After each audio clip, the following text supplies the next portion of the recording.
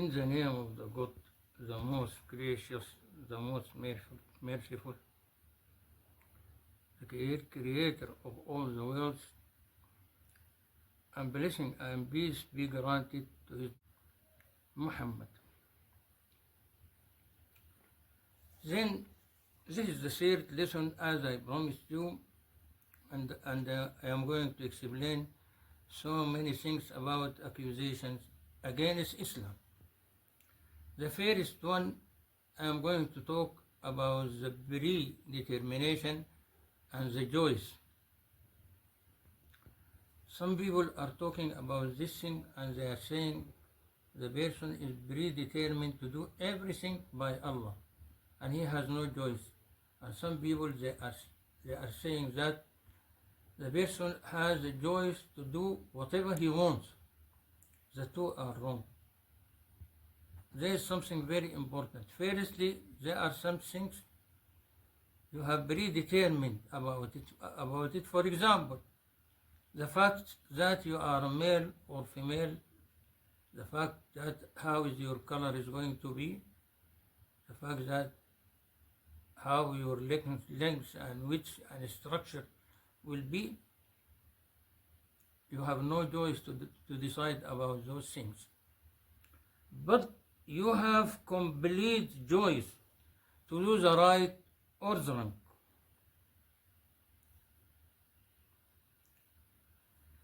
The first thing is that Allah is showing you the two paths, one path of right and one path of wrong. Then you are going to decide which path you are going to take. What path you are going to be tracing. Then here nobody is seeing the hidden arm of Allah is pulling you or doing something to you. You are in a complete choice to do whatever you want. For example, from our place, this place we are staying in, we can go and pray 10 times and we can go to a place of wine and drink whiskey as you like. There is no hidden hand pulling us. However, when we are doing the wrong and when we are doing the right, we are not forcing Allah. This is the most important point to be understood. We are not forcing Allah. Allah, He has the power and energy to stop us or to let us go as we want. But why, when we are going in the wrong path, Allah, He is not interfering? Because Allah is the most wealthy and He is not in need of every person. If we are saying that we are doing something against Allah, or Allah cannot catch us, Allah cannot stop us, that's a big problem. Because it entails that Allah is not the most powerful and the most almighty. He will not stop us when we are doing the wrong thing because He is not in need of us and He is not in need of any person in this universe.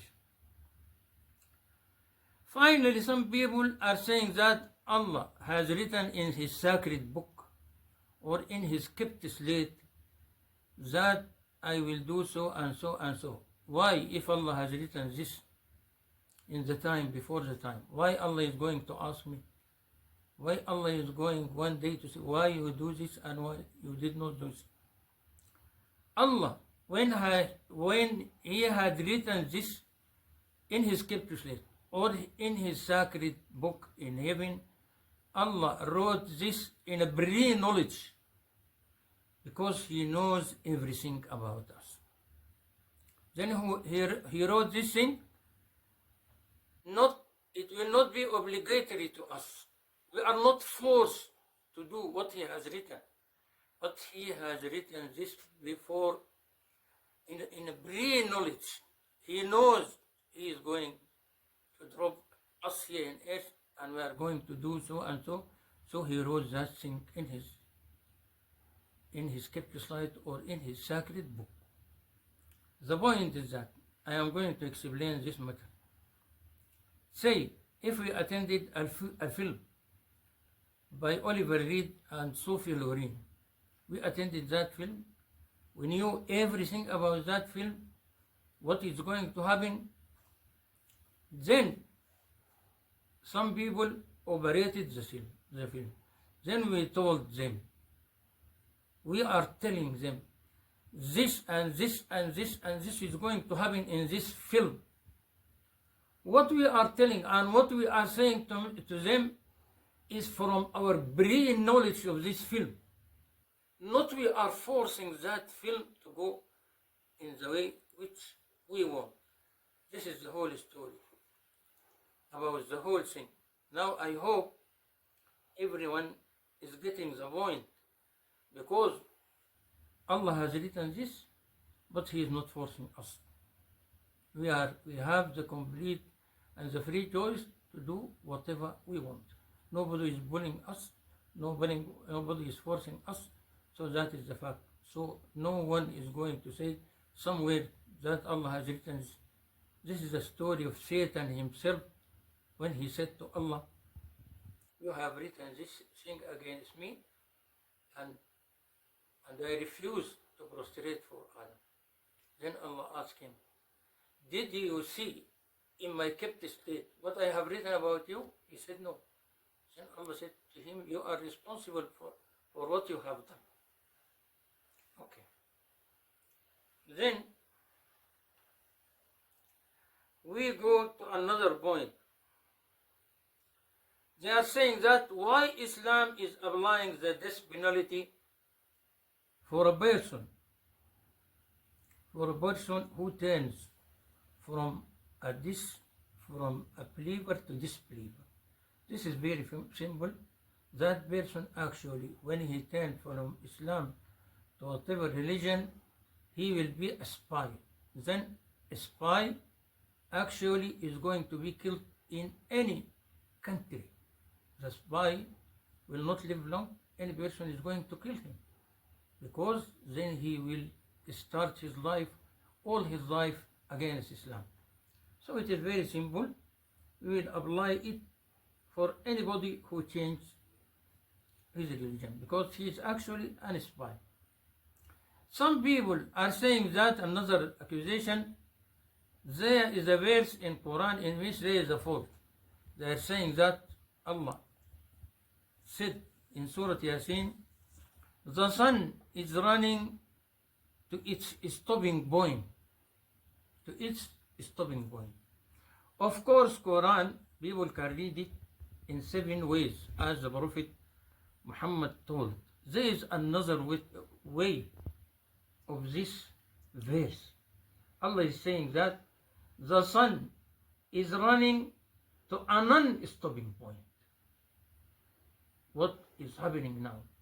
The sun is running to a non-stopping point. This is the actual and the real, so there is no fault in Quran, and the sun is running forever in this way, unless Allah stopped it. Some people say that there are so many letters in front of the surahs of Quran which has no meaning. Then I want to explain to them. Some of those letters in front of the surah has been explained by the Prophet himself. Then one day, when Prophet Muhammad said Alif Lam Mim Ra, the companions asked him, what is the meaning of this? Then Prophet Muhammad said, there is one of my descendants who is a king. Besides this river Euphrates, he will be killed by his people. And this happened. In the 50s, King Faisal of Iraq,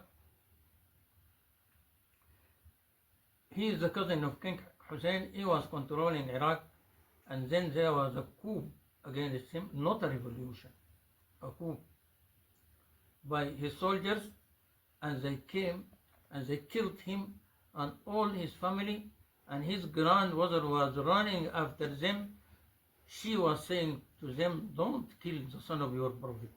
Don't kill the son of your prophet. Then they killed the grandmother and killed all the family. Every person in that palace was killed. Only one lady, she fled to Saudi embassy, and then finally she was saved. Then some part of those letters was explained by the greatest scholar of Islam, whose name Ibn Abbas. He is the cousin of the Prophet. He said, for example, Alif Lam Mim. It means that me, Allah, I know everything. Then Alif Lam Ra. Me, Allah, I see everything. Then Alif Lam Mim Sad. Sad. Me, Allah, I know everything, and I am going to explain everything in detail. In details. That's what is explained by Ibn Abbas. Then in the 18th century, there came a very great saint. His name is Muhammad Usman al-Mirghani al-Khatim. He has a great explanation of the Quran. He actually was the student of Ahmed ibn Idris al-Hassani. Ahmed ibn Idris al-Hassani. Dr. Ofahi said about him, this is the greatest saint of Islam all over the history. And he said that if even 4 lines are written about Islam, 1 line will be about Ahmed ibn Idris. So this Al-Khatm al-Mirghani, he was his student, and he explained so many parts of those letters in front of the Surah of Quran. For example, Kaf Haya Ayn Sad. He explained it in this way: my best direction and my knowledge is given to my selective prophet, who is Prophet Muhammad. Then another verse, it says like this: Hamim Ain Sin Qaf. So he explained it in the way. He said, my beloved Muhammad, he knows the extent of my power and greatness and might. Then he explained another word, Sad. He said, Sad means my beloved Prophet Muhammad. Then Qaf, it means I swear by Muhammad, be peace granted to him. Then Taha, it means the noble and the great and the good person. Taha.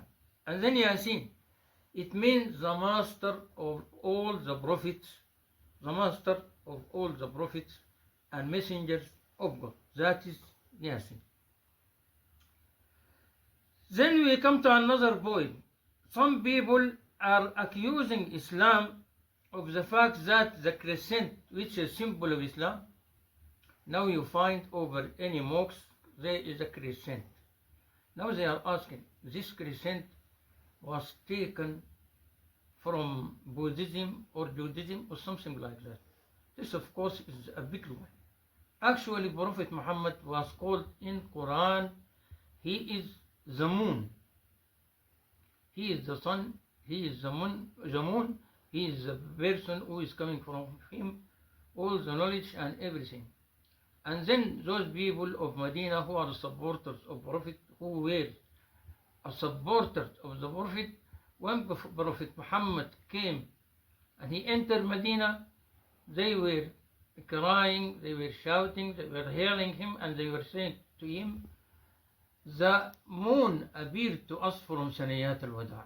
The moon appeared from us from Saniyat al-Wada.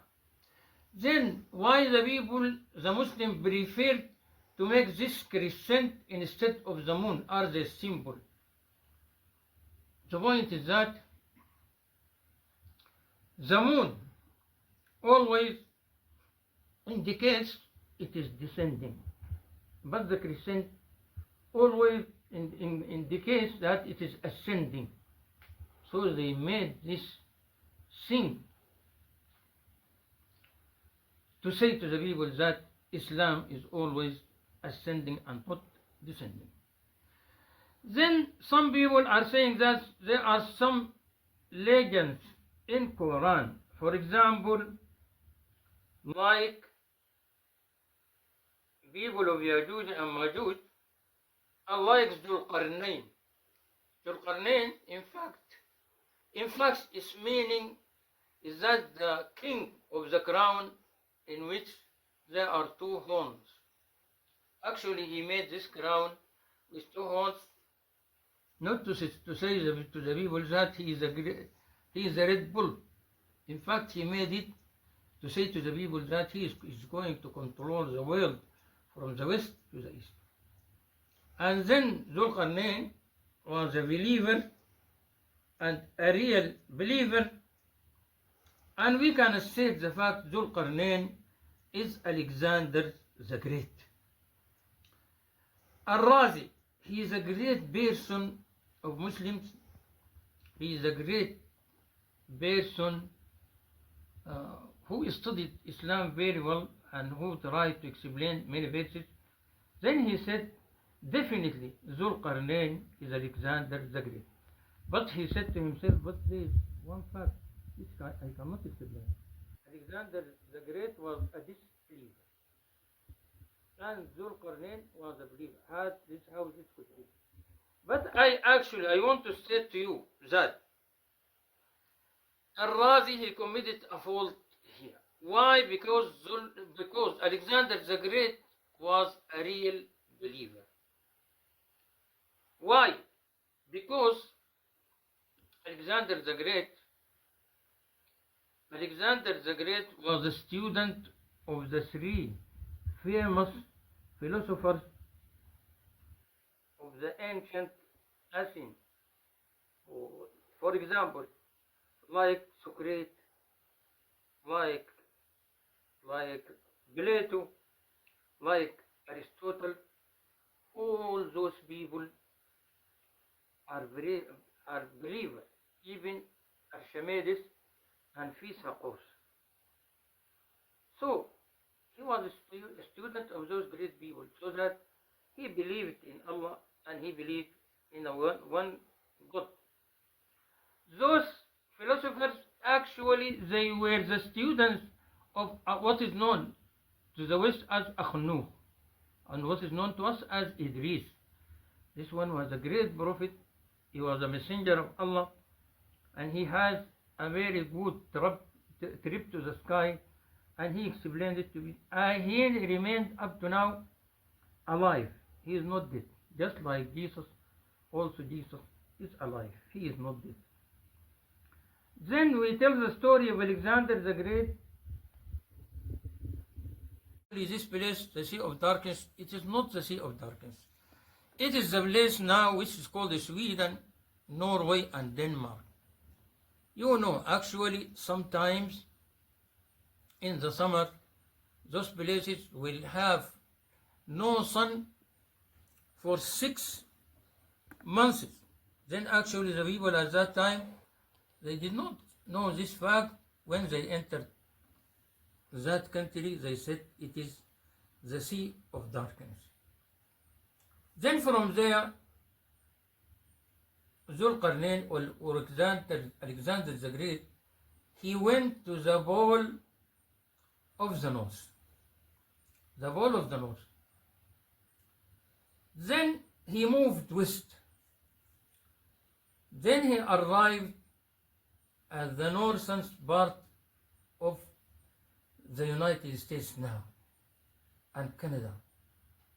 At that place, he found there is a very beautiful lake. It is called Blaistone or Blaistone. Then when the sun comes and drops there, with the light of the twilight, it will be just like dropping in a fire, because the whole lake will turn in a golden shape and in a golden light. So you might see as if this sun is getting down in a fire. That was came in Quran. Quran is sacred, there is no fault in it. Then he moved south up to the end of Latin America. At that place, even he witnessed something very strange. He witnessed there are so many mountains in Chile. They are called the fire mountains. Then, when he stood there to see the dropping of the sun, he found that as if this sun is dropping in those mountains of fire, as if it is dropping in those mountains of fire. Then Alexander the Great came to the east. He came to Egypt, and then from there he went to China. Those Chinese people, they complained to him about savage tribes like Yajuj or Majuj. They are making a big trouble with them. Then he made the Chinese Great Barrier. The Chinese Great Barrier, which is still up to now, people can see, travelers and tourists can see a part of that barrier. Alexander made two very long walls. Maybe one wall will be, its length maybe 1,000 kilometers. And the width of that barrier is 5 meters. And he filled this barrier with the brass and copper. But where is the brass and copper now? It has been stolen by the enemies of China throughout the history. So, Yajuj or Majuj, actually they are the Chinese and the Russian, who will one day try to control the whole earth, and there will be a big nuclear war between them and the West, guided by the United States. And the whole earth will change to be in a nuclear dust, and sun will disappear maybe for 1 year, one complete year, no one will see the sun. And this nuclear dust will be very hard to people to continue with it. But 2 parts of the world is going to be safe from this nuclear war. That's some people of Africa in the middle, and some people of the Northern Europe, like Sweden, Norway, and then we can say some part of even Finland. Then the war will be with the United States. And we have to tell you something about the United States. We have to explain to you something about the United States. Then Imam Ali, who is the cousin of the Prophet, and who is the husband of his beloved daughter Fatima Zahra, and who is the father of Hassan and Hussein and Zainab and Kulthum. This Imam Ali, he is a man of a rare caliber. He is different from all the people. He knows everything about the Prophet. And even once the Prophet said that, I am the city of knowledge, and its door is Ali ibn Abi Talib. Then we want to explain to you what Imam Ali said about the United States. Imam Ali said, they will be a great country. This great country with a big nation and a big arable land. He said that land will be a virgin land because it was not touched throughout history. And those people who are there, they are worshipping the Virgin Mary. And Imam Ali said that this land was stolen from the red people. He means the red Indians, and actually the land was stolen from them by those Europeans. They are not the real inhabitants of that land.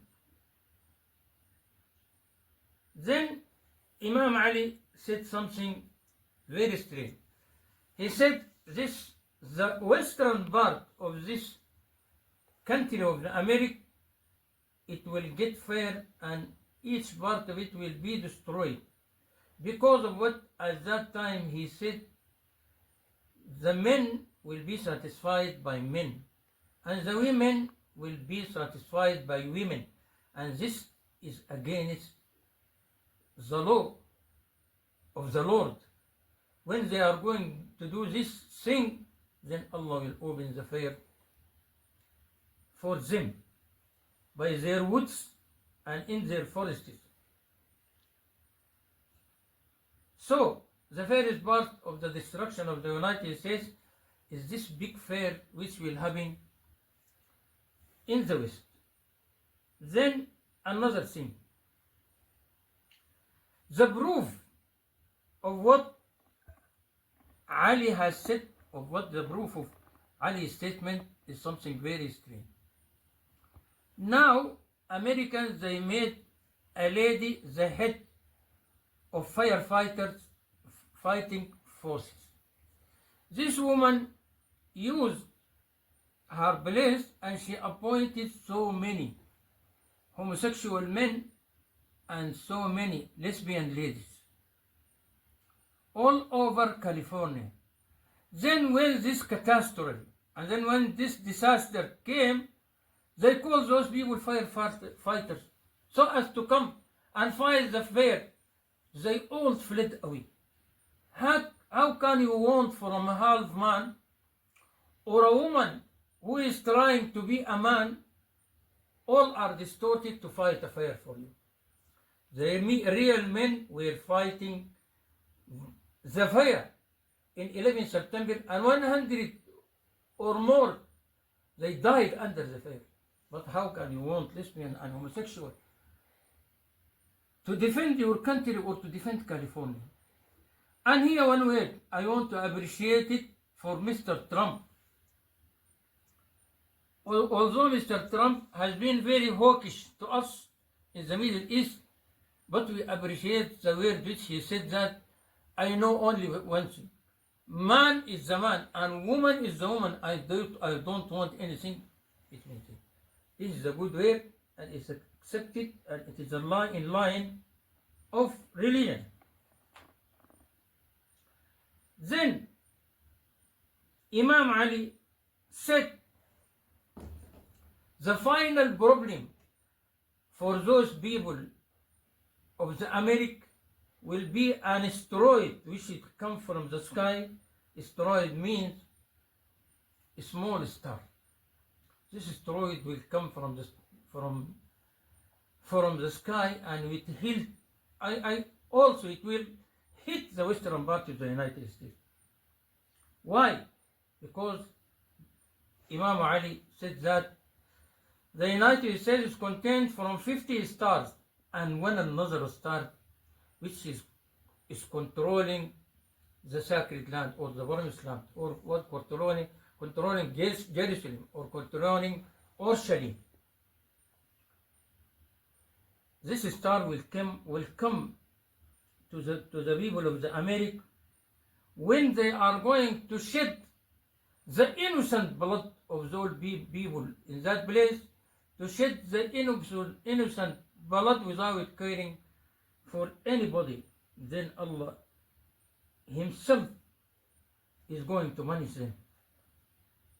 And now it is discovered by some people who knows about the universe that there is asteroid coming towards the earth.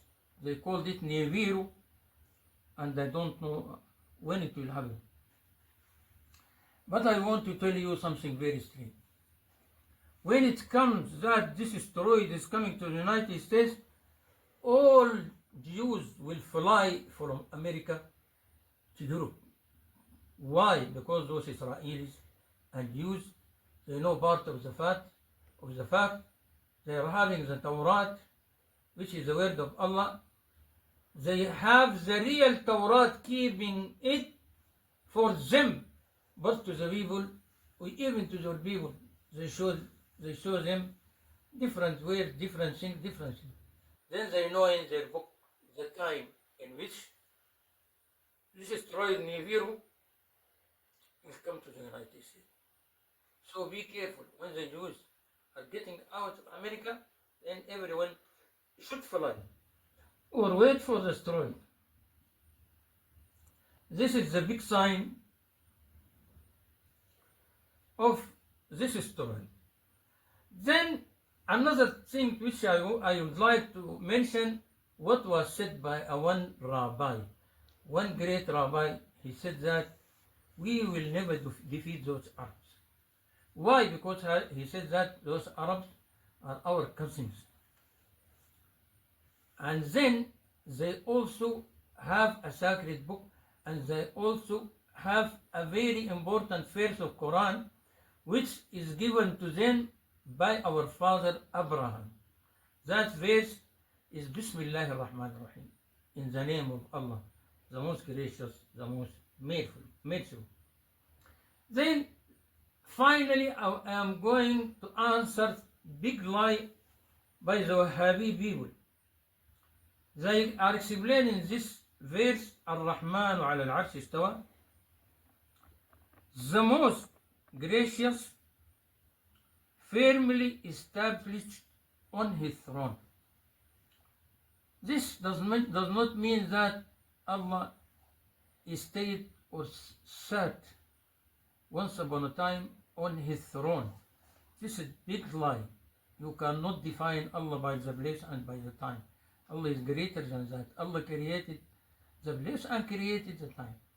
But the meaning, of course, this throne is very big. You can multiply this universe 1,000 times, and then it will not be equal to the throne of Allah.